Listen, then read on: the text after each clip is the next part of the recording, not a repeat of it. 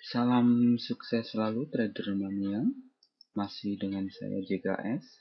Kali ini kita masuk ke video yang pertama tentang pengenalan forex.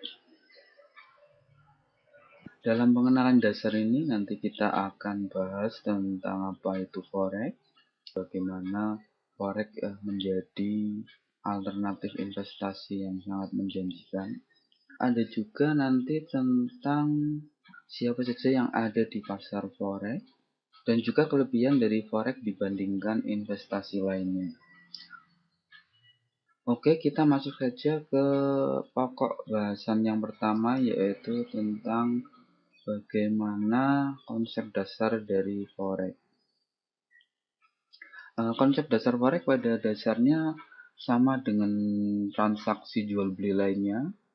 Jadi ada sini saya berikan contoh, yaitu konsep dari jual beli. Di sini ada penjual yaitu B dan A adalah pembelinya. Saya contohkan di sini menggunakan produknya yaitu sapi. Ini antara A dan B terjadi transaksi. Nah, kemudian setelah deal, pihak pembeli membayarkan sejumlah uang sesuai dengan kesepakatan ke pihak B. Nah, ini adalah salah satu transaksi jual beli sederhana.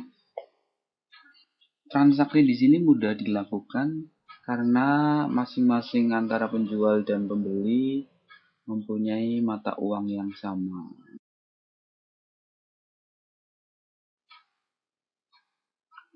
Transaksi sedikit lebih sulit apabila dua pihak yang melakukan transaksi ini mempunyai mata uang yang berbeda. Saya ambilkan contoh di sini. C adalah pengusaha dari Australia dan A ini adalah pengusaha dari Indonesia. Kedua pihak ini berencana untuk melakukan transaksi. Katakanlah pihak A ini ingin mengimpor sapi juga ya dari C, pengusaha C di Australia. Setelah ada deal, sepakat berapa harganya dan mata uang apa yang nanti akan digunakan sebagai alat pembayaran. Pihak C ini mintanya dibayar dengan Aussie dollar, Australian dollar ya. Bagaimana pihak A yang mempunyai uang rupiah ini membayar pihak C? Tentu saja pihak A ini harus pergi ke bank ataupun money changer ya, untuk menukar rupiahnya dengan Aussie dollar ini. Kegiatan menukar mata uang sebenarnya adalah membeli mata uang asing dengan menggunakan mata uang dia. Jadi di sini pihak A sebenarnya adalah membeli mata uang AUD ini.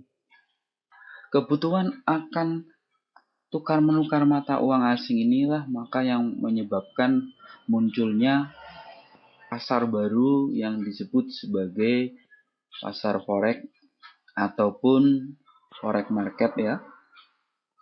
Disinilah kita nantinya akan jual beli mata uang asing, bertransaksi, berinvestasi, mengambil keuntungan naik turunnya harga. Nah, mungkin agak membingungkan ya, biasanya produk itu dalam bentuk barang seperti sapi ini. Cuman kali ini karena ini produk yang diperjualbelikan adalah mata uang, mungkin bagi orang yang awam agak sedikit membingungkan. Tapi kalau pemahaman kita adalah jual beli, maka pasar forex ini lebih mudah dipahami. Dari contoh di sini bahwa AUD adalah uang yang diperjualbelikan, di mana pihak A adalah pembelinya, sedangkan bank ataupun money changer adalah penjualnya. Kita masuk ke pokok bahasan selanjutnya, yaitu struktur pasar forex. Kita mungkin sudah mengenal beberapa contoh dari pasar investasi, yaitu seperti Bursa Efek Jakarta, London Stock Exchange maupun New York Stock Exchange. Ketiga pasar investasi ini strukturnya adalah terpusat. Dia punya lokasi di satu tempat. jam kerjanya pun dia mengikuti jam kerja dari masing-masing kantor ya. Lalu apa bedanya dengan struktur dari pasar forex ini? Pasar forex ini strukturnya adalah desentralisasi, dia tidak ada pusatnya. Pada dasarnya adalah pasar forex itu merupakan interkoneksi antar bank secara elektronik, yaitu ada bank-bank besar yang terkoneksi secara elektronik atau biasa juga disebut sebagai interbank network ini. Nah, ini bank-bank besar terkoneksi secara elektronik membentuk pasar tersendiri yang disebut sebagai pasar forex. Bank-bank ini juga mungkin menjadi jalur dari bank-bank kecil misalnya. Bank-bank kecil mau masuk ke pasar forex, dia harus melewati dari bank besar ini atau mengambil harga dari bank ini. Bisa juga nanti broker-broker forex, dia juga ngambil dari bank. Nah, kita lihat di bagannya saja. Nah, ini adalah bagannya. Kita lihat di sini. Bank-bank masuk ke ICN ini, Electronic Communication Network. Nah, dia tidak mengambil satu jalur bank ini. Itu artinya dia biasanya membandingkan harga antara ICN 1, ICN kedua, dia harganya bagus mana, biasanya yang paling murah dia ambil. Di broker juga seperti itu, dia ngambil nggak cuma dari bank 1, bank 2, bank 3, ada beberapa bank sekaligus dia ambil. Mana harga yang terbaik dia akan ambil. Broker ini menjadi jalur bagi kita retail trader ya. Jadi, untuk masuk ke pasar forex kita melewati broker. Ini adalah struktur dari pasar forex yang tipenya desentralisasi. Selanjutnya kita tentang siapa saja yang ada di pasar forex ya, partisipannya siapa saja. Yang pertama jelas pasti adalah bank ya. Bank adalah partisipan utama, baik bank besar maupun bank kecil. Yang kedua adalah perusahaan komersial. Nah, ini adalah perusahaan yang biasanya bertransaksi ataupun operasionalnya antar negara ya, karena dia akan membutuhkan mata uang asing. Perusahaan komersial ini masuk ke pasar forex, dia tidak bermaksud untuk mengambil keuntungan dari naik turunnya harga, tapi dia memang karena kebutuhan dia akan mata uang asing. Ini adalah perusahaan komersial. Yang selanjutnya adalah perusahaan investasi. Perusahaan ini memang khusus ya dia untuk mengambil keuntungan dari naik turunnya harga. Di sini contohnya adalah fund management. Dia mengelola dana investasi dari para investornya. Tentunya dia targetnya adalah memperoleh profit dari naik turunnya harga. Yang keempat adalah perusahaan forex non-bank. Ini adalah saya contohkan di sini adalah broker ya, ataupun money changer. Ini perusahaan dia juga punya tujuan untuk memperoleh profit dari naik turunnya harga ataupun sebagai jalur dari para investor-investor yang ingin masuk ke pasar forex. Selanjutnya adalah bank sentral. Oke, bank sentral ini bisa dikatakan sebagai stabilisator. Dia sangat punya kepentingan dengan naik turunnya harga, dengan rate ataupun dengan kurs dari mata uang yang dia kelola. Jika harga sudah menjadi bahan spekulasi dari para spekulan, biasanya bank sentral ini akan melakukan intervensi. Saya ambilkan contoh intervensi dari bank sentral ini, yaitu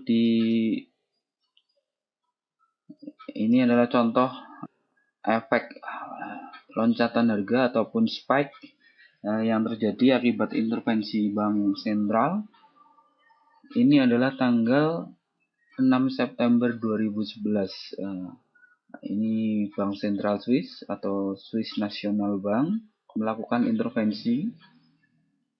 Saya sedikit flashback sebentar ya, mengapa Bank Swiss ini melakukan intervensi. Ini bahwa mata uang Swiss ini sudah terlalu kuat terhadap mata uang lainnya, terutama euro dan US dollar, diakibatkan dari para spekulan yang terus spekulasi harga Swiss franc ini. Akhirnya pada tanggal 6 September ini Bank Sentral Swiss melakukan intervensi, yaitu dengan mematok harga rate Euro CHF ini sebesar 1,2. Akibatnya apa? Bisa kita lihat di sini ada spike harga sebesar 900 poin lebih. Ini hanya dalam 1 jam H1 ya, kita lihat di sini H1. Kalau dilihat di M15 mungkin hanya 15 menit sudah nyampe, udah spike sampai 900 poin. Ini adalah efek dari intervensi.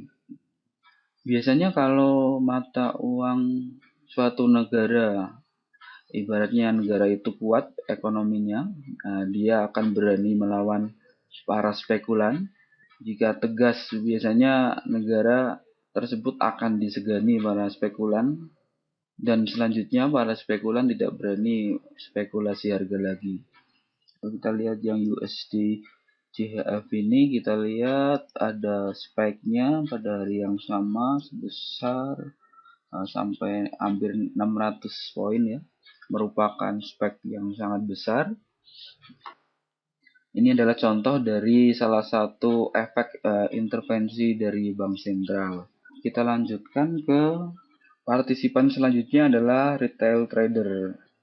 Tidak jauh-jauh kita para trader adalah contoh dari retail trader, yaitu trading secara eceran. Bisa juga mungkin perusahaan investasi-investasi yang jumlah investasinya tidak begitu besar, bisa dikatakan sebagai retail trader. Bahasan selanjutnya adalah tentang kelebihan investasi forex dibandingkan dengan investasi lainnya. Yang pertama adalah bahwa market forex ini buka selama 24 jam. Non-stop 24 jam. Kita lihat dulu bukanya dari Senin pagi sampai Sabtu dini hari waktu Indonesia Barat. Ini ditandai dengan market New Zealand ataupun Australia yang buka pada Senin pagi dan ditutup pada saat market US close Jumat sore waktu US ataupun Sabtu dini hari waktu Indonesia Barat. Dengan market 24 jam ini, keuntungan kita adalah kita bebas memilih waktu trading. Kita mau trading pagi hari, mau siang, mau malam, ataupun mau dini hari bisa dilakukan. Jadi mungkin bagi Anda yang pagi ataupun siang kerja, malamnya punya waktu untuk trading. Jadi tidak mengikat kapan kita punya waktu kosong, kapan kita punya waktu longgar, kita bisa trading forex. Asalkan kita bisa fokus dengan trading yang kita lakukan. Kelebihan selanjutnya adalah biaya transaksi yang kecil. Biaya untuk bisa transaksi forex adalah bahwa kita cuma mengeluarkan biaya untuk spread. Spread ini adalah perbedaan antara harga jual dan harga beli. Kalau kita ke bank, mungkin sering kita lihat ada papan kurs ya. Di situ ada papan harga rate mata uang. Katakanlah misalnya harga jual USD rupiah 9.200, harga belinya 9.000. Jadi ada spread sekitar 200 rupiah. Nah, ini adalah biaya transaksi kita.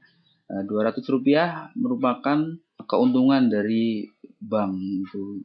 Jadi spread adalah keuntungan dari bank ataupun dari broker. Yang kedua adalah komisi. Komisi ini tidak besar-besar, paling hanya sekitar 1 pip, 1 poin ya. Broker tidak semuanya menarik komisi, ada juga broker yang non komisi. Komisi ini juga biasanya hanya untuk tipe-tipe akun tertentu, jadi tidak semua tipe akun ada komisinya. Selanjutnya adalah bisa ambil keuntungan dari harga naik maupun harga turun. Kita contohkan saja investasi jual beli mobil, katakanlah seperti itu. Kita mungkin bisa untung kalau harganya naik ya, harga pasaran naik. Kalaupun kemudian harga pasaran turun, jelas pasti kita rugi. Di forex berbeda, harga naik maupun harga turun kita tetap bisa mengambil keuntungan. Jadi intinya adalah bahwa buy sebelum harga naik dan sell sebelum harga turun. Kelebihan selanjutnya adalah penggunaan leverage. Leverage ini bisa dikatakan sebagai daya ungkit ataupun faktor ungkit. Jadi dengan uang yang kecil kita mampu mengontrol uang dalam jumlah besar. Efeknya apa? Dengan adanya leverage ini, modal yang digunakan untuk investasi menjadi kecil. Biaya awal investasi menjadi kecil. Namun, efek dari penggunaan leverage yaitu investasi forex menjadi investasi yang high risk dan high reward. Artinya apa? Forex menjadi investasi yang beresiko tinggi.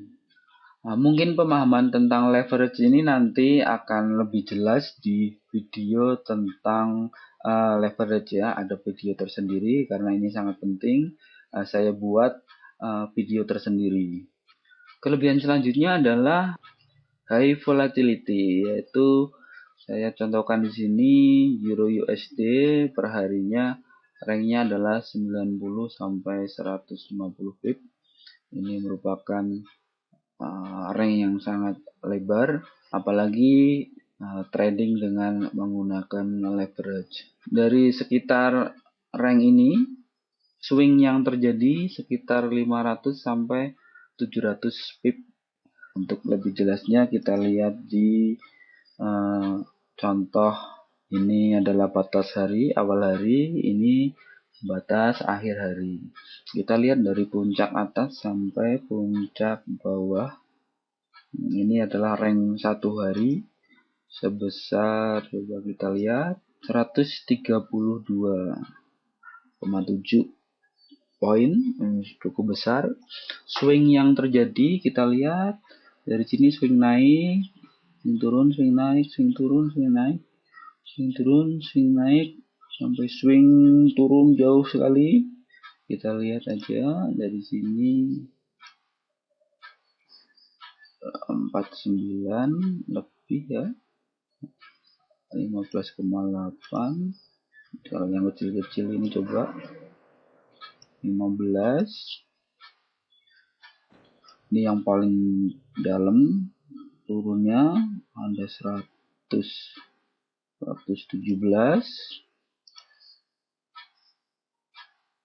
Ini naik lagi 28, turun lagi sekitar 28 juga kayaknya, 28, 30 ya, 31 dan seterusnya. Ini swing ini perharinya sekitar 500 sampai 700 poin. Ini di forex, bahwa dari pengalaman saja ya, bahwa 30 pip, 30 poin saja setiap harinya secara konsisten, rata-rata satu hari itu 30 poin saja kita dapat, kita sudah bisa hidup dari forex. Itu saya alami sendiri. Secara sederhana kita berpikir bahwa sehari ada 500 sampai 700 pergerakan pip. Ambil 30 saja, masa kita nggak bisa?